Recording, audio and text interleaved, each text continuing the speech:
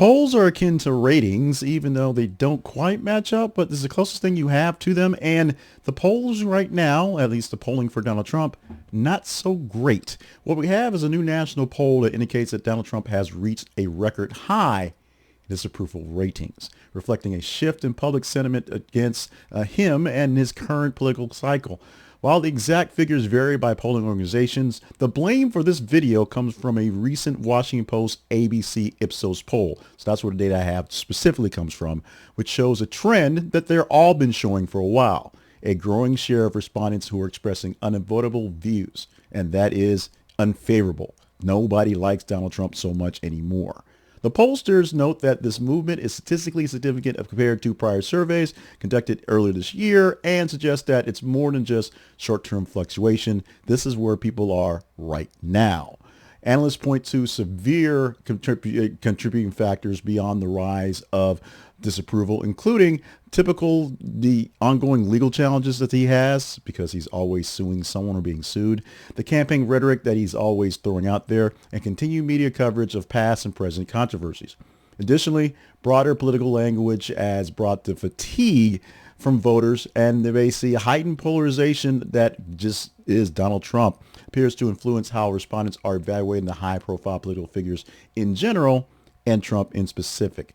Polling data often reflects not just isolated events, but cumulative perceptions built over time. So if nobody likes anybody, then everyone attached to them gets into the nobody likes you sort of goo. It does not help at all.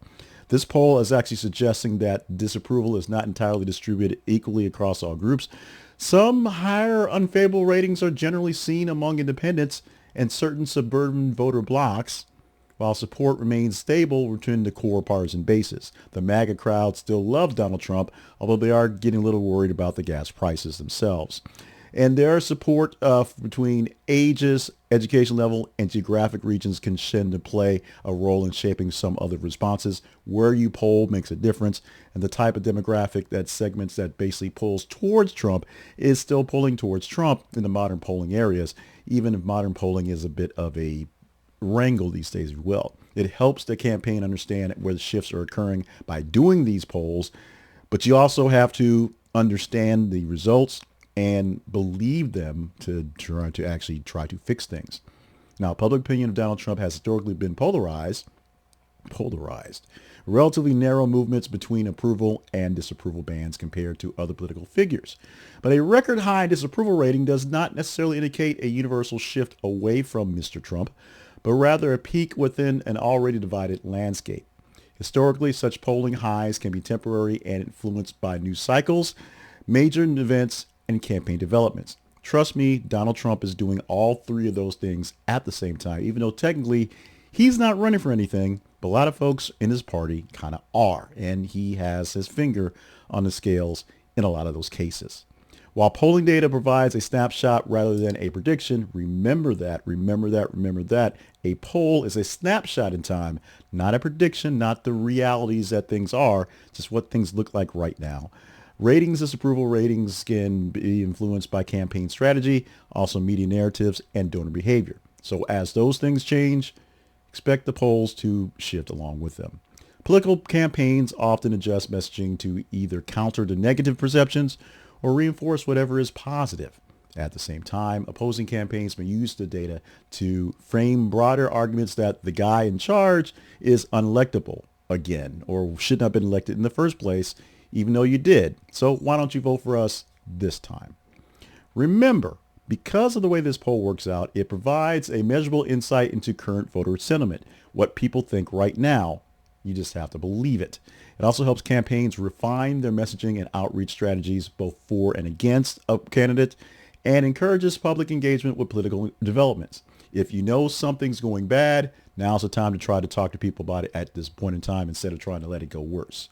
Meanwhile, polls aren't necessarily correct, if you will. They fluctuate based off all sorts of things and do not do well in predicting anything. So don't take a poll as gospel. Take a poll as an idea, a suggestion, the snapshot, if you will, of if you ask a certain group of people what they thought, this is what you get.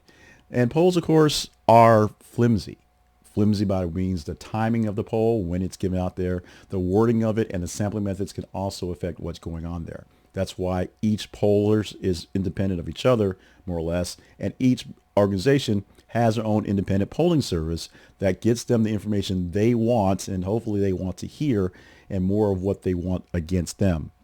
Now, high polarization, as this does have here, can also limit practical impact of changing ratings. If everything looks so high, everything looks so dire, it's hard to really change that ship in the course very quickly. It's possible, but it's hard to do that because of the way things go on. So we've been talking about Donald Trump's polling numbers for a while in bits and pieces, and here's a full 5-minute take on that take. His polling numbers are bad. Who do you want to blame for this one? Who will he blame for this one? This one goes down to ABC, Washington Post, Ipsos, all together with a poll that came out, I guess, hours ago as I'm pulling this down this Sunday. But do you think the polls are rigged? Which is the first thing Donald Trump will say. Do you think the polls are the truth?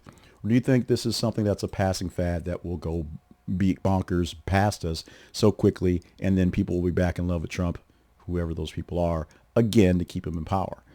Your comments are definitely welcome. Let's chat this one up. Poll numbers are down. Is Trump going to fix it, or is Trump going to just blow it off and keep on trumping?